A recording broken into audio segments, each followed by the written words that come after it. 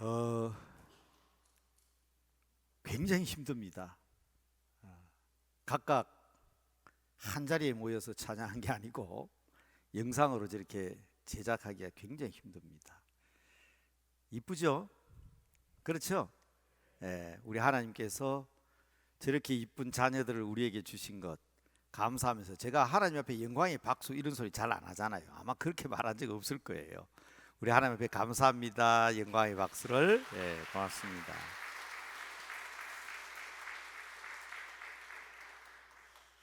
전통적으로 한국 교회가 지켜온 꽃주일이라 그랬습니다. 그래서 지금 화면에는 설교를 듣는데 방해가 될까봐 이렇게 수수하게 이렇게 꽃꽂이를 해놓았지만, 전체 한번 보여주실래요? 아주 교회 강단을 아름다운 꽃으로 꽃주일답게 이렇게 장식을 했어요. 여러분, 이 아름다운 꽃들과 같이 자라고 있는 어린 아이들, 저는 그렇게 말씀드립니다. 세상에 아무리 예쁜 꽃이 있어도 우리 어린 아이들만큼, 우리 아들, 딸, 우리 손주들만큼 예쁜 꽃은 없잖아요. 그렇죠? 여러분, 이들을 위해서 늘 기도해 주시고 또 우리 교회의 꿈과 소망이 되기를 바랍니다. 하나님께서 우리에게 복을 주시는데, 하나님은 가정을 통해서 복을 주십니다. 뭘 통해서 복을 주신다고요? 가정을 통해서. 5월은 가정의 달이잖아요. 창세기 1장을 읽어보면 하나님께서 최초의 복을 주실 때에 어떻게 복을 주셨느냐, 세상 만물을 다 만드신 다음에 그 복의 초점을 가정에다가 맞추십니다. 집중하십니다. 창세기 1장 27절 말씀, 하나님께서 자기의 형상, 곧 하나님의 형상대로 사람을 만들었어요. 그런데 남자와 여자로 창조하셨다. 가정을 만드셨다. 그리고 하나님께서 그들에게 뭘 주셨다고요? 복을 주셨다. 그들에게 이르시되 땅에 충만하고 땅에 편만하여서 번성하여서 땅을 정복하라고. 가정을 통해서 하나님께서 복을 주십니다. 그러나 그 가정이 복받는 비결이 있어요. 그 복받는 비결은 이웃과의 관계를 통했습니다. 우리 권사님들 또 우리 구역장님들에게 제가 자주 하는 말이 있잖아요. 남의 자녀들을 위해서 기도하면 하나님이 내 자녀 돌봐주신다. 남의 가정을 위하여 축복하면 하나님께서 우리 가정에 복을 주신다. 그래서 우리에게 이웃을 주신 것입니다. 맞습니다. 가정을 잘 다스려야 합니다. 자기 가정을 잘 돌봐야 합니다. 오늘 디모데전서 5장을 읽었지만 지금 수요일 날 디모데 전후서를 강의하고 있습니다. 오늘 본문 말씀도 이미 수요일 날 여러분들에게 말씀드렸던 본문입니다. 그런데 디모데전서 3장 1절 이하에 보면 교회 장로나 목사, 교회 감독의 자격이 나옵니다.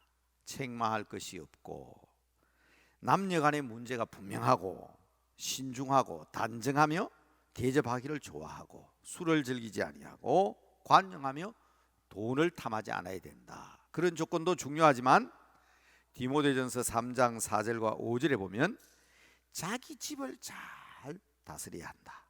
그래서 그 자녀들로 하여금 공손함으로 복종하게 하는 자라야 된다. 사람이 자기 집도 잘 다스리지 못하면서 어떻게 하나님의 교회를 돌보겠느냐. 집사에 대한 자격도 똑같습니다. 디모데전서 3장 12절에 보면 집사는 한 가정에 한 아내의 남편이 되고 자녀와 자기 집을 잘 다스리는 자가 되어야 된다. 맞습니다. 가정을 잘 다스려야 합니다. 다시 말씀드리지만 하나님의 복은 가정 단위로 주신다고. 가정으로.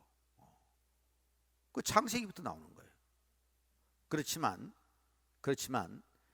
그 가정 복을 받는 비결은 이웃과의 관계 속에 있다고 말씀드렸죠.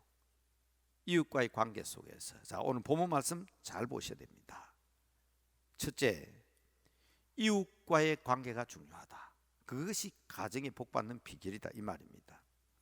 하나님은 우리에게 복을 주시는 분이십니다. 어떤 경로를 통해서? 사람들과의 관계 속에서.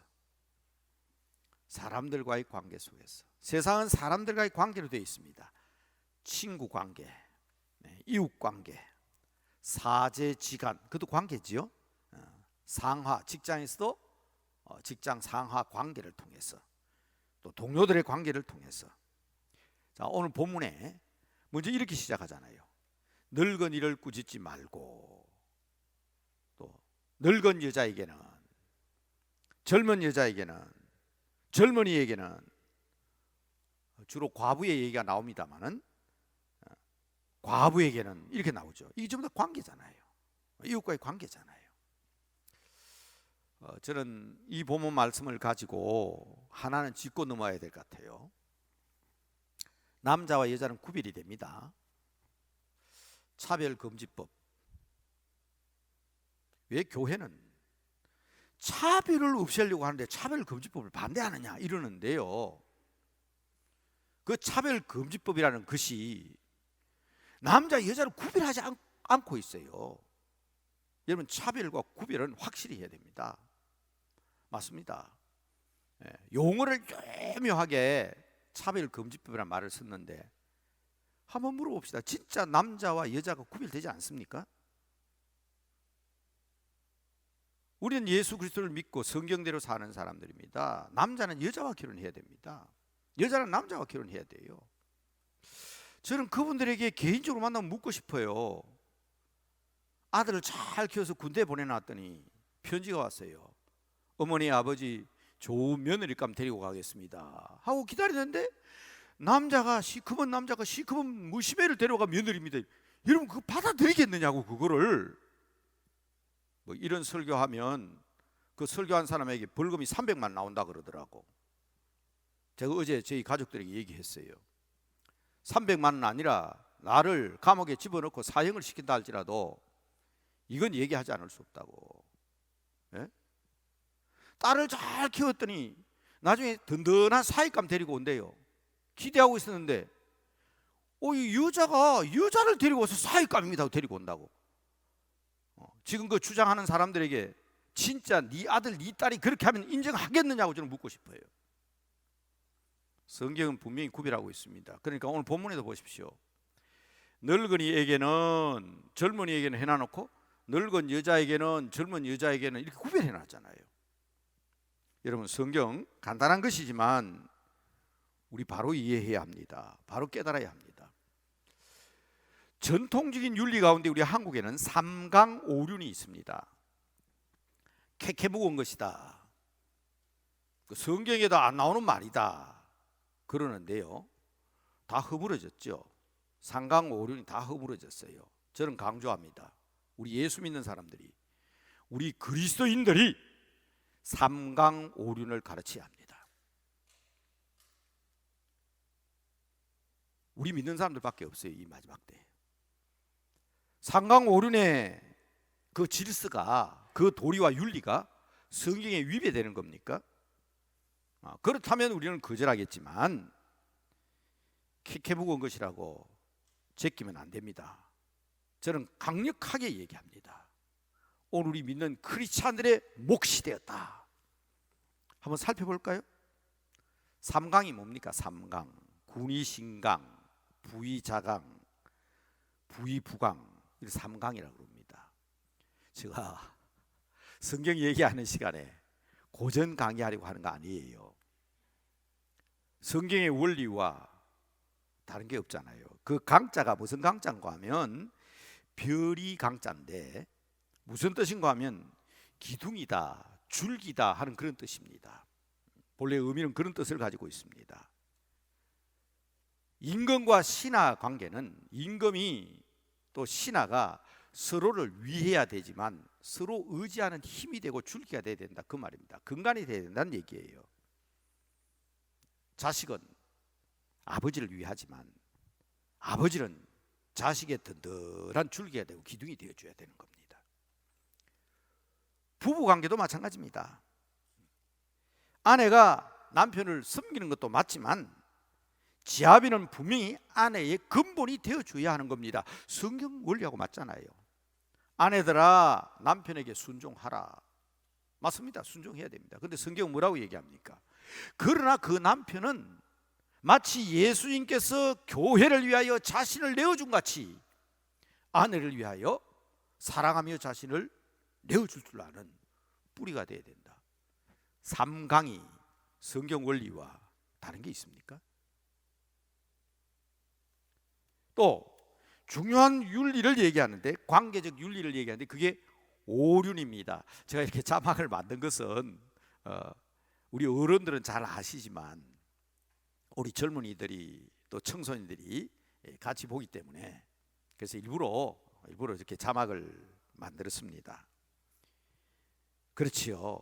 임금과 신하의 관계에는 의리가 있어야 됩니다. 임금만 신하만 아닙니다. 직장에서 상하 관계도 마찬가지 아닙니까? 아버지와 아들 관계는 친애입니다. 친애. 사랑 가운데 그거는 가족 관계로서의 사랑입니다. 이게 부서지면 안 되잖아요. 부부 사이에도 침범하지 못할 구별이 있습니다. 분명하지 않습니까? 어른과 아이들 그 관계 속에서 차례와 질서가 있는 것 아닙니까? 그 장로 유수예요. 벗이라고 한다면 믿음의 관계라는 것 분명하게 얘기하고 있습니다. 여러분, 다시 말씀드리지만 지나간 캐캐묵은 윤리나 도덕이 아닙니다. 물론 성경은 여기에서 한 걸음 더 나갑니다.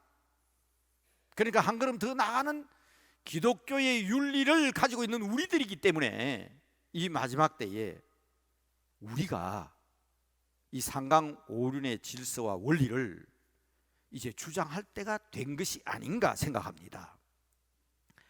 한 걸음 더 나간다는 말은 무슨 말인가 하면 성경은 이렇게 다 관계죠. 임금과 신하의 관계, 아버지와 아들과의 관계, 부부의 관계.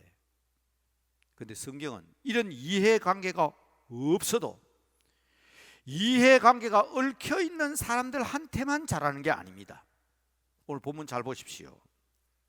나이가 든 어른들, 젊은이들을 어떤 관계로 얘기를 했습니까? 내 아버지, 내 어머니, 나의 형제, 나의 자매로 여기라고 가르칩니다. 가족관계입니다. 우리는 이방인이었잖아요. 이스라엘 백성이 아닌 이방인이었습니다. 그런데 하나님께서 우리를 부르셔서 하나님의 아들, 딸, 천국의 시민, 자녀로 삼아주셨잖아요. 우리가 그런 은혜를 입었기 때문에 사실은 상강 오륜보다는 훨씬 한 걸음 더 앞서갑니다. 그 정도에 머물지 않습니다. 그렇지만 우리는 그리스도인이기 때문에 그리스도인이기 이전에 사람으로서 지켜야 될 도리와 윤리를 다하라는 이 가르침입니다. 성경적인 가르침인 동시에 오늘날 이 시대에 우리 그리스도인들이 무너져 가고 있는 도덕과 윤리를 회복시켜야 될 책임이 우리에게 있다는 것을 저는 첫 번째 여러분들에게 말씀드립니다. 과부에 대한 이야기는 제가 수요일 날 말씀드렸기 때문에 더 깊이 있게 말씀 안 드리겠습니다. 다만 오늘 본문에서 강조하는 것은 뭡니까? 어떤 과부에게 자녀나 손자가 있거든 그 자녀들이 홀로 된 어머니와 홀로 된 할머니, 홀로 된 과부를 잘 보살펴라. 가족관계를 얘기합니다. 중요하지요.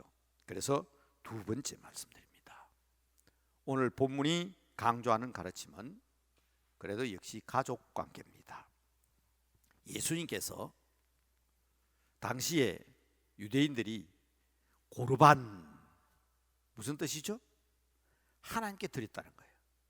우리 엄마 아버지한테 잘해야 되는데 그걸 가지고 엄마 아버지한테 드린 게 아니라 하나님께 드렸다 이거예요. 예수님께서 진노를 하셨습니다. 보이는 부모도 섬기지 못하면서 어떻게 보이지 못하는 하나님을 섬긴다 하느냐? 하나님을 바로 섬기는 것은 부모님을 잘 섬기는 것이다. 너희는 어찌하여 고르반이라고 하기만 하면 되는 줄로 아느냐고 우리 주님께서 진노하시며 꾸중하셨습니다. 집사나 장로나 권사와 같은 직분자들도 교회 핑계 대지 말고 가정 잘 다스리고 자기 가족 잘 돌봐야 합니다. 첫 번째는 이웃과의 관계에서 상강오륜을 얘기했고, 장유유서라든지 직장에서 상하관계라든지 국가관계라든지 이런 데서 얽혀있는 인간관계를 말씀드렸지만, 두 번째로는 가족관계입니다. 자, 오늘 본문 가운데 8절 말씀 아주 강하게 표현하고 있습니다. 누구든지 자기 친족, 특히 자기 가족을 돌아보지 아니하면 믿음을 배반한 자요 불신자보다 더 악한 자니라. 우리 동양에도 역시 또 비슷한 윤리가 있습니다. 그러나 우리 기독교와 비교될 수 없지만, 예수 믿는 사람이 얘기한 게 아니라 동양 철학자가 이 부분에 문제가 있다, 그래서 나온 책이 있죠. 공자가 죽어야 나라가 산다, 이런 책이 있죠. 수신제가입니다. 내 몸을 잘 닦고 수양하고 내가 완전해지면 가족을 다스리고, 가정을 다스릴 줄 아는 사람, 자기 가정을 잘 다스려야 나라를 다스리고 세상을 위해서 일할 수 있다는 거예요. 그래서 수신제가 치국평천하 그렇게 돼 있지요.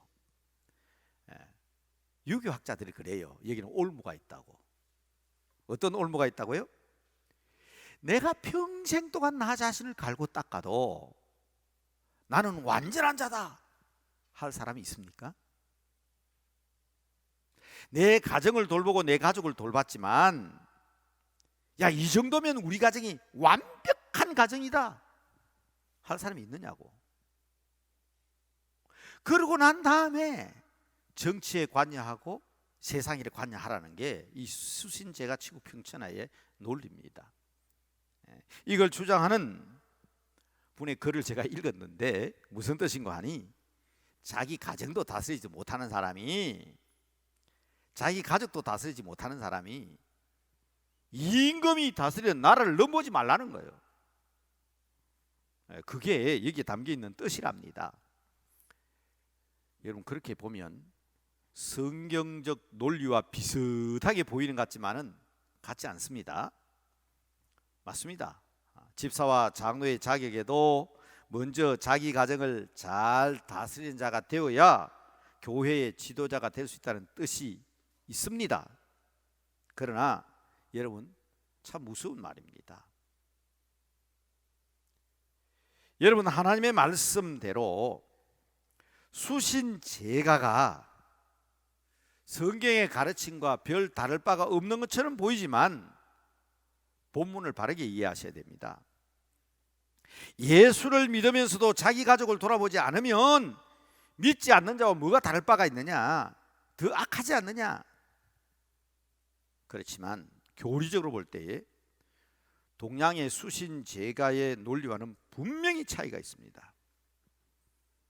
기독교의 교리는 뭐죠?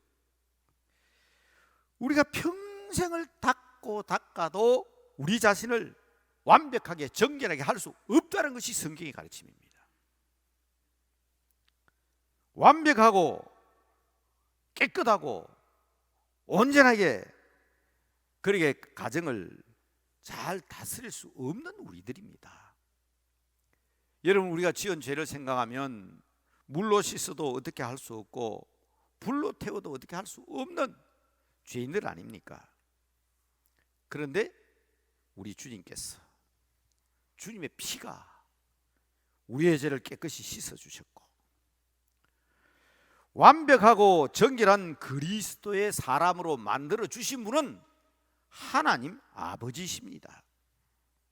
그 큰 은혜를 받은 우리들이기에 우리가 잠잠히 있을 수 없기 때문에 가정을 돌보고 가족을 돌보는 것이지, 완벽한 다음에 온전한 다음에 그건 기독교적인 윤리는 아닙니다. 그래서 드리는 말씀입니다. 광고 시간에도 말씀드렸지만 코로나19로 참 어렵지요. 힘들지요. 사회적으로 사람들과의 대면할 수 없다 해서 비대면이라는 말을 씁니다. 이런 기회에 우리는 하나님과 대면하자, 주님과 대면하자.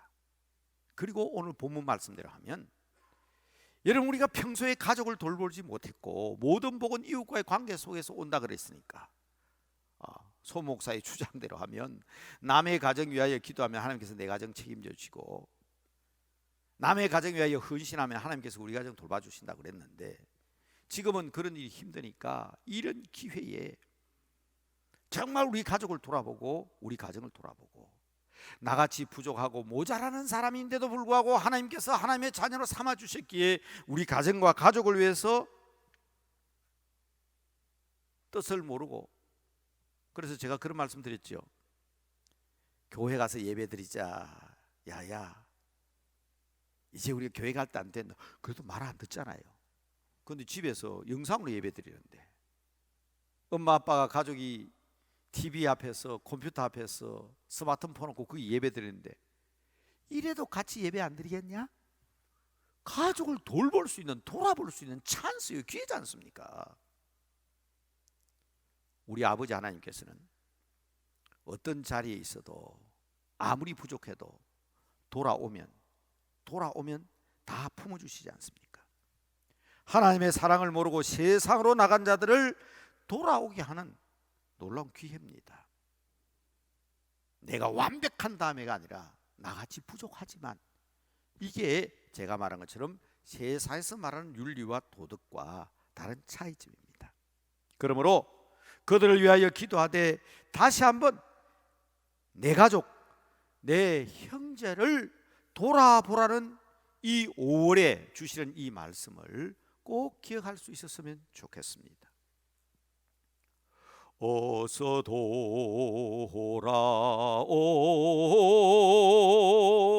어서 돌아마노. 지은 죄가 아무리 무겁고 거기로 다 같이 주 어찌 못 담당하고 못 받으시리요. 우리 주의 넓은 가슴은 하늘보다 넓고 넓어. 사도 바울도요, 자기 동족에게 먼저 복음을 전하려고 했습니다. 그러나 그들의 반응이 너무나도 거세고 반대가 심했습니다. 그래서 바울이 뭐라 그럽니까? 나는 이방인에게로 가노라. 거기서 끝나버리면 바울이 자기 동족, 자기 가족을 돌보라고 말할 자격이 없어요. 그런데 바울은 뭐라고 얘기합니까? 오히려 이방인들이 주님을 믿고 복을 받게 되면, 주께로 돌아오게 되면 우리의 동족들이 시기를 하게 되고, 그 시기케 됨으로 말미암아 주께 돌아올 것이라고 하면서 나아갔습니다. 여러분, 우리가 가까이 있는 가족을 먼저 돌보라고 말씀하시는데, 바울은 이방인에게 가노라, 그렇다고 해서 가족을 팽개친 게 아닙니다. 목적은 어디에 있었어요? 자기 가족들이, 자기 형제들이 시기케 해서라도 돌아오게 하기 위한.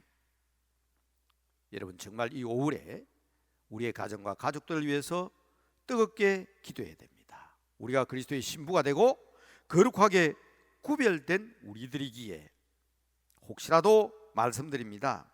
자기 가족, 자기 친족들을 잘 챙겨보라고 하는 것은 맞습니다. 새벽 기도가 얼마나 중요한지 몰라요.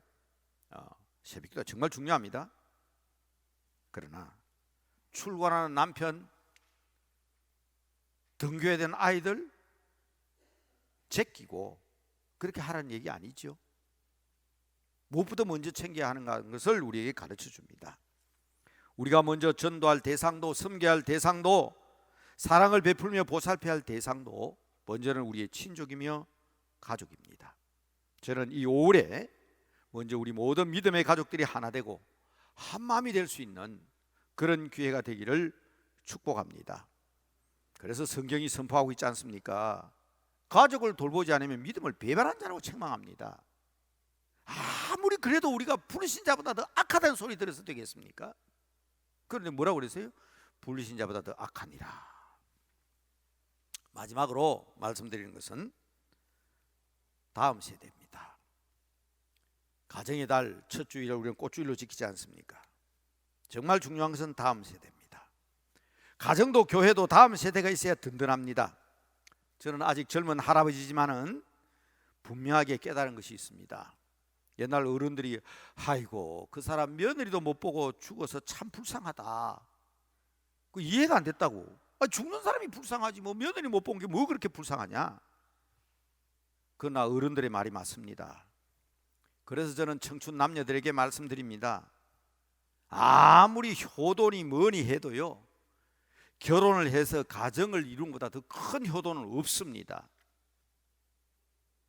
부모님에게는 그보다 더 큰 기쁨이 없습니다. 한 걸음 더 나갈게요. 아따 그 사람 손자도 못 보고 죽었다, 참 불쌍해. 어른들 앞에 죄송하지만은 목사로서 하나님의 말씀을 선포하는 것이 중요하지만 우리 모든 부모님을 대신해서 바른 말을 해드려야 되는 것이 제 사명이라고 생각합니다. 그래서 저는 우리 청년들이나 젊은이에게 자주 하는 말이 있습니다. 이 세상에서 가장 큰 효도는 부모님께 손자, 손녀 안겨드리는 것입니다.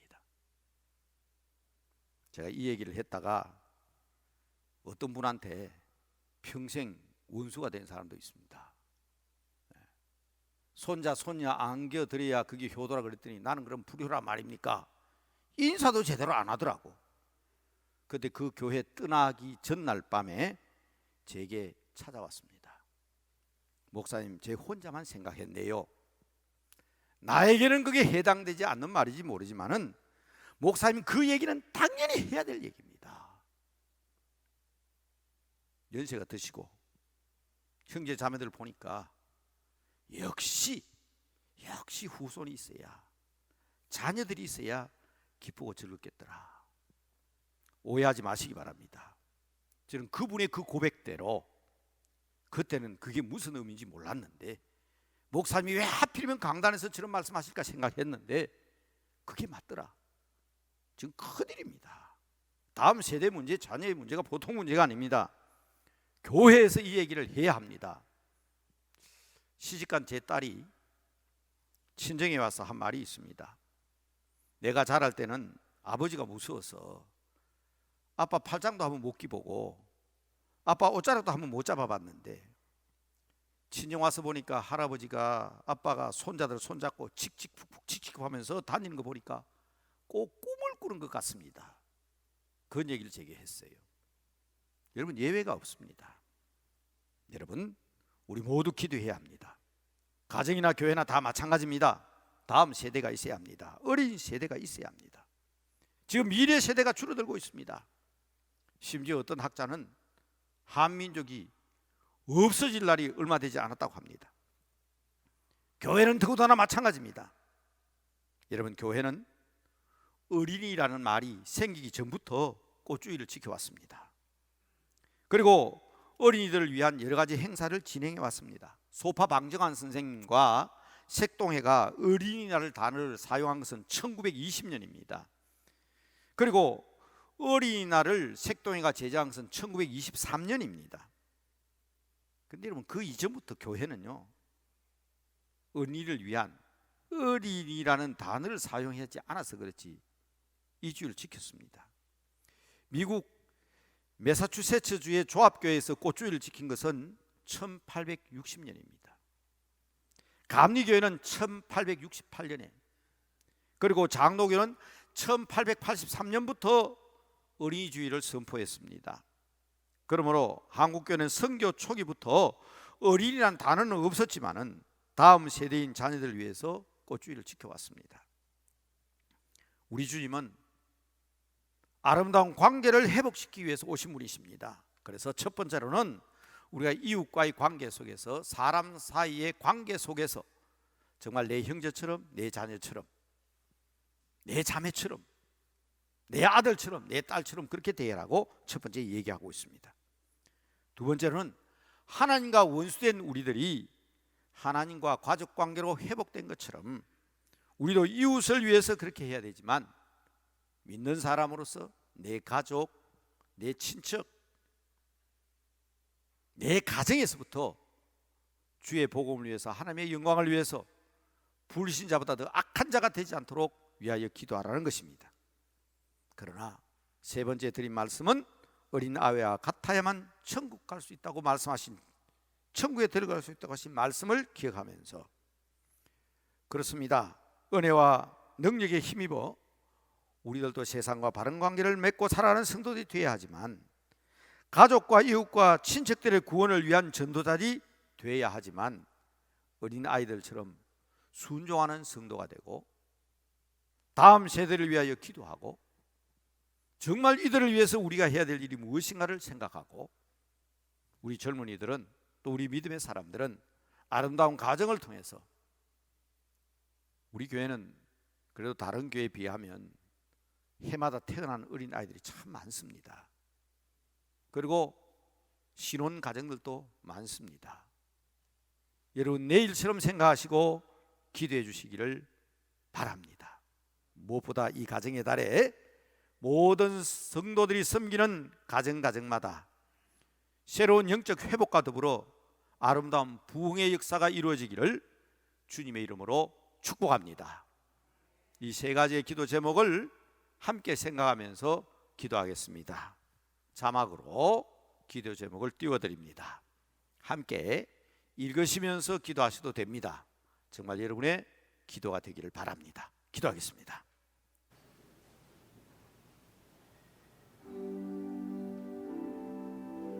아버지, 주신 말씀 따라 이 꽃주일에, 어린이 주일에 주님 앞에 기도합니다. 우리는 주님의 은혜에 힘입어 사는 사람들입니다. 이웃들과 좋은 관계로 회복되어 기도하게 하시고, 모든 이웃과 아름다운 형제 자매가 되어 구원의 반열에 들 수 있는 우리 모두가 되게 하옵소서. 그러나 아버지 하나님, 우리 가족들 가운데, 우리의 친척들 가운데 아직도 교회를 멀리하는 가족들이 있습니다. 채찍 맞아 아파도 주님의 품으로 돌아오게 하시고, 특별히 우리 교회는 많은 환우들이 있습니다. 속히 치유하여 주셔서 코로나19가 끝나고 나면 모두가 다 교회에서 만날 수 있는 믿음의 가족들 되게 하옵소서. 우리 교회가 아이들의 시끄러운 소리로 가득한 교회가 되게 하시고, 가정이 되게 하시고, 아이들이 마음껏 뛰노는 꿈이 있는 세상이 되도록 속히 모든 것을 이루어 주시고 회복시켜 주시옵소서. 말씀대로 이루어 주실 줄 믿고, 아버지 하나님, 너무 어려운 때입니다. 정말 힘들고 어려운 때이지만은 손가락을 꼽아가며 운동회다, 소풍 가는 날이다 기다리던 어린 아이처럼 이 5월에는 하나님 주신 복으로 말미암아 속히 이 재앙과 재난이 물러가고, 온 교인들이 어른 아이 할 것 없이 한자리에 모여서 주님 앞에 영광 돌리며 예배드리는 그날이 속히 오게 하여 주시옵소서. 밤잠을 설쳐가며 기도하는 어른들이 되고 부모가 되고 성도들이 되어 하나님 앞에 영광 돌릴 때에 아버지, 이 가정의 달에 아버지의 특별한 은혜와 은총으로 우리의 이웃들과 우리의 가족들과 특별히 다음 세대를 위한 이 기도들이 놀랍게 응답받음으로 말미암아 더 크고 놀라웠게 회복되고 놀라운 역사가 일어나는 그 현장이 우리 성도들이 기도하는 가정과 우리 교회가 되게 하여 주시옵소서. 말씀으로 함께 하시고 격려하시며 오늘 또 우리들에게 기도의 놀라운 제목을 허락하신 거룩하신 우리 주 예수 그리스도 이름으로 기도드리옵나이다. 아멘.